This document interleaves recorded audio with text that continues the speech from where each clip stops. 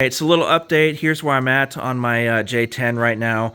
I haven't even touched this side. Again, the rockers are done, the fender flare is done, but I do need to start cutting these panels out.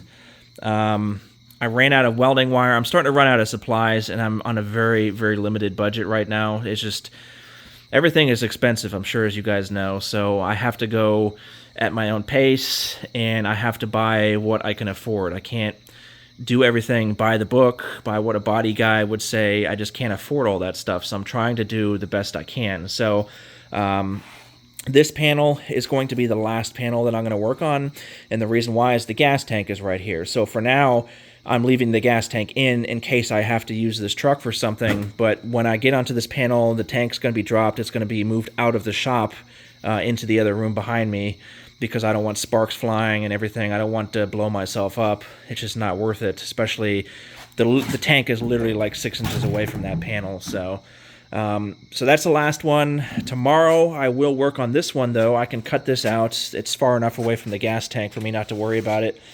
But yeah, I have to cut this one out tomorrow. I have to shape the metal with the steel that I got over there, the 18 gauge, what I've been using, and get this one ready until I can get some more welding wire. And I just did my first Bondo job. I've never done Bondo before, never done anything like this. That's literally the first time I've ever done this before. I had a fairly large can, about the size of my hand, and, read up, watched videos on how to do it. So this panel is pretty much done as far as Bondo goes. I do have to fill in this gap right here, though. Again, ran out of welding wire, but it feels okay to me. There's a little bit of a bump maybe right here, needs to be filled in some more, but I think that's okay. It just needs to be sanded down. Now, the one I really screwed up on, because again, I've never done this before, is this section. So I still have to fix, obviously, the rust over here and down there, and I have to fix this. But again, I ran out of welding wire, so I'm doing what I can right now. Now, I know that the panels are going to get hot. Trust me, I will go slow when I weld these in. I'm not worried about that. I'm not worried about damaging the Bondo. It'll be okay. But this kind of looks like shit. The first batch I put on looked great. And then when I did the second one, I didn't clean that little spatula thing. And as the Bondo was hardening, when I was mixing the second batch, it got clumpy inside of it, and because this stuff is so expensive, I'm like, screw it, and I just put it on anyway. It needs to be really thick right here, because the problem is when I was grinding down the welds, the panel for some reason sucked itself in right here, so there's kind of a big like dent, if that makes sense, right there. So I have to put a pretty thick layer of Bondo on that.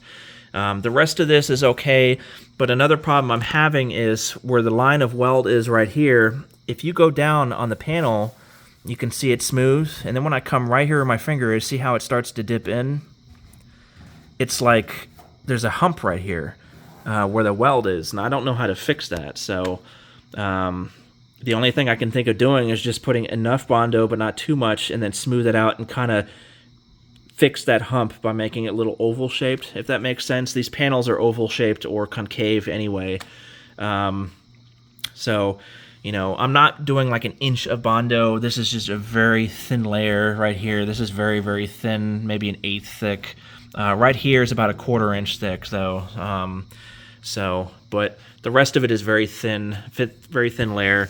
The rocker panel is just a super thin layer. The rockers were fine. I just wanted to fill in the welds that I ground down.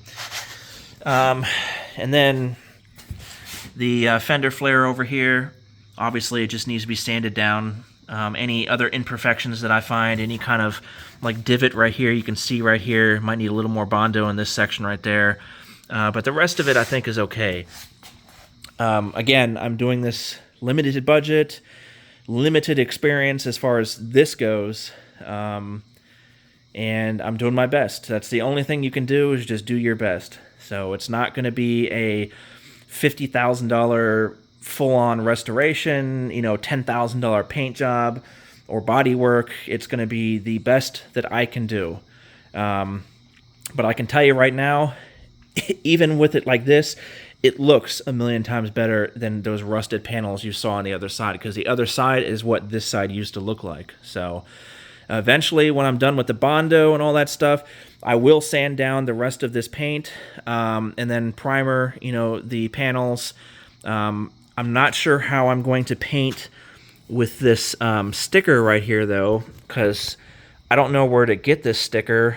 So I'm going to have to, tape it off, I guess, and then, paint this lower panel, and then tape off the upper part up here, and then paint the upper panel. So I'm going to also sand this down, but I'm not going to sand this down to bare metal.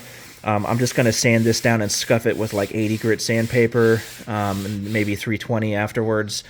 And then I will paint over top of here. I don't even know if I'll primer this, because again, I'm on a budget and there's already primer under this. So there's primer, paint, and paint. I just need to scuff this down and get, that first layer of paint off, if that makes sense. So we'll see, depending on the budget, but I think I have enough paint for all this blue.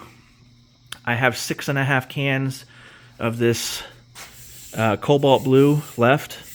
So, and that's what I'm going to paint this truck. This probably will not even take half a can right here. But the roof and the hood are probably going to take a lot.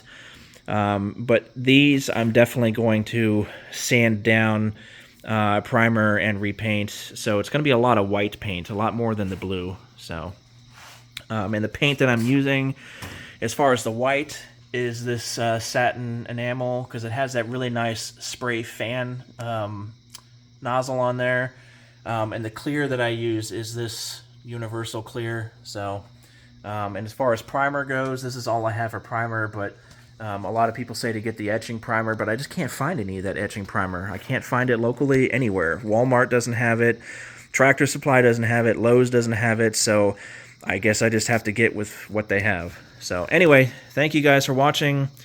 If you have any tips on this kind of stuff, or any suggestions that I'm doing something wrong, or something that might help me with this, let me know. But if you think I'm doing a good job, let me know as well. And please subscribe. Please give me a thumbs up. Again, that will really help. I only need 100 more, and then I should get monetized, hopefully. So thank you again.